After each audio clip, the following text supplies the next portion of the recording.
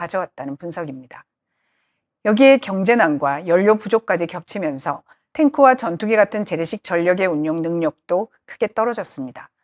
최근에는 새 군함을 진수하는 과정에서 배가 기울어 크게 손상되는 사고까지 발생했는데요. 군함을 진수하는 기본적인 과정에서조차 문제가 드러나면서 북한 군수산업의 기술력과 관리 능력의 한계를 보여주는 사례로 거론되고 있습니다.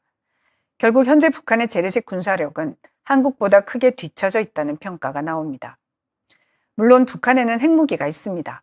하지만 북한 핵은 공격용 무기라기보다 체제 생존을 위한 억지력에 가깝습니다. 외부의 군사행동을 막기 위한 마지막 안전장치이자 김정은 정권의 생존 보장 수단이죠.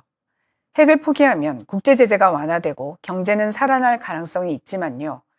북한이 개방되는 순간 외부 정보가 유입되고 시장 경제가 확대되면서 지금의 체제를 유지하기는 더 어려워질 수 있습니다.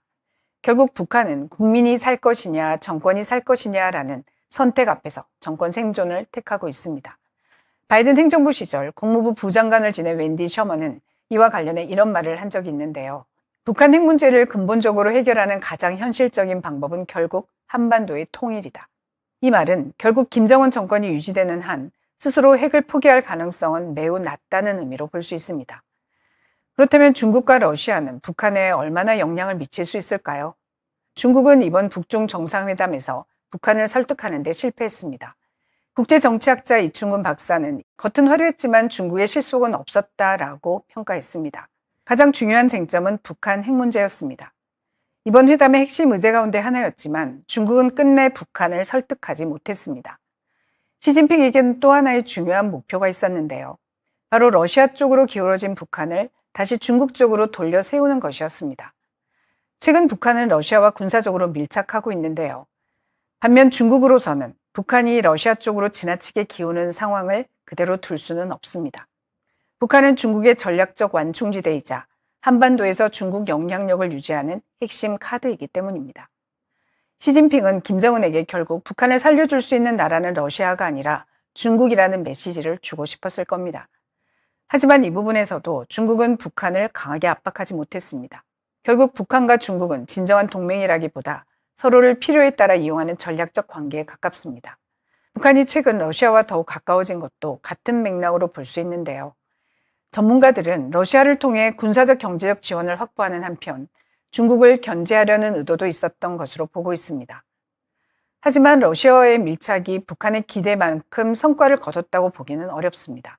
김정은은 러시아 파병의 대가로 외화 확보와 첨단 군사 기술 이전을 기대했을 가능성이 큽니다. 그러나 러시아는 전쟁 장기화로 경제적 여력이 크지 않고 핵심 군사 기술을 북한에 적극 이전할 가능성도 높지 않습니다.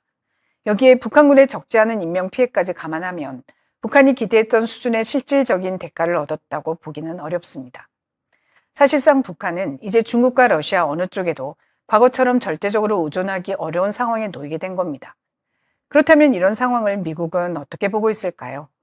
여기서 주목해야 할 것이 트럼프 대통령의 대북 전략입니다. 많은 사람들은 트럼프 대통령이 김정은과 여러 차례 정상회담을 했기 때문에 두 사람이 좋은 관계였다고 생각합니다.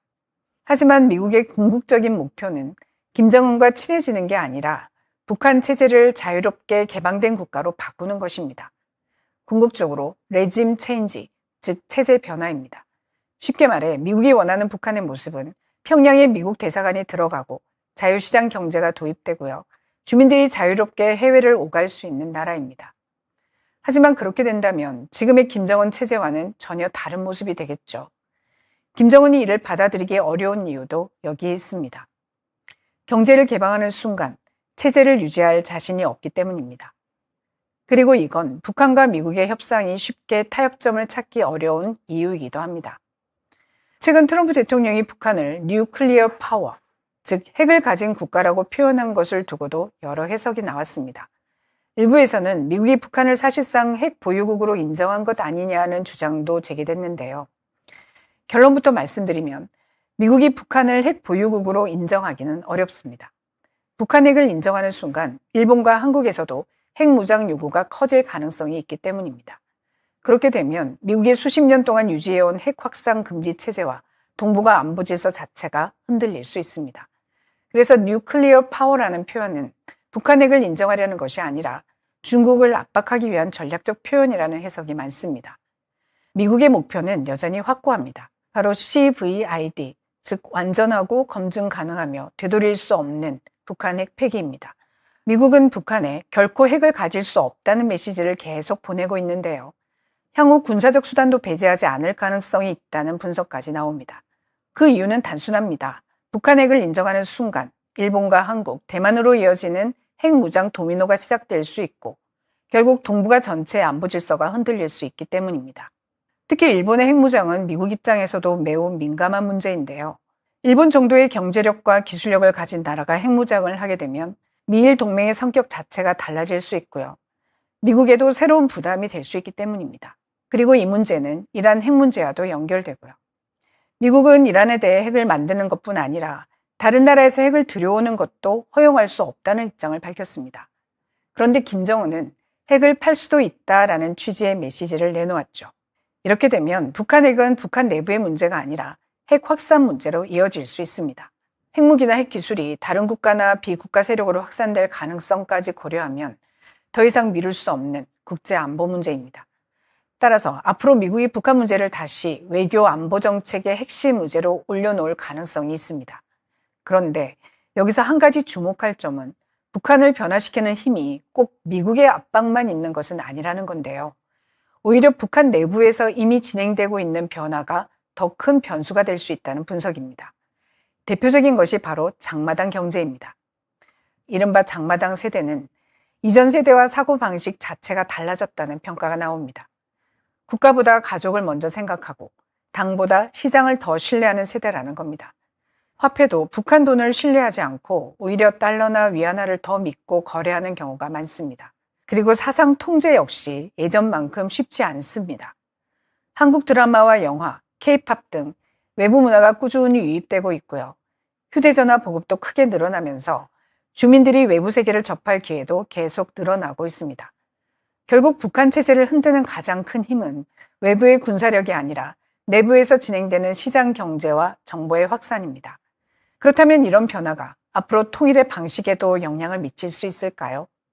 이에 대해서도 흥미로운 전망이 나옵니다. 많은 사람들이 흔히 남북이 오랜 시간 교류를 확대하면서 점진적으로 통일될 것으로 생각합니다.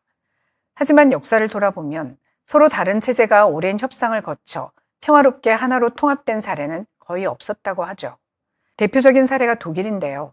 동독이 조금씩 변해서 통일된 게 아니라 체제가 급격히 약화되면서 서독에 흡수되는 형태로 통일이 이루어졌습니다. 물론 북한 체제가 당장 붕괴한다는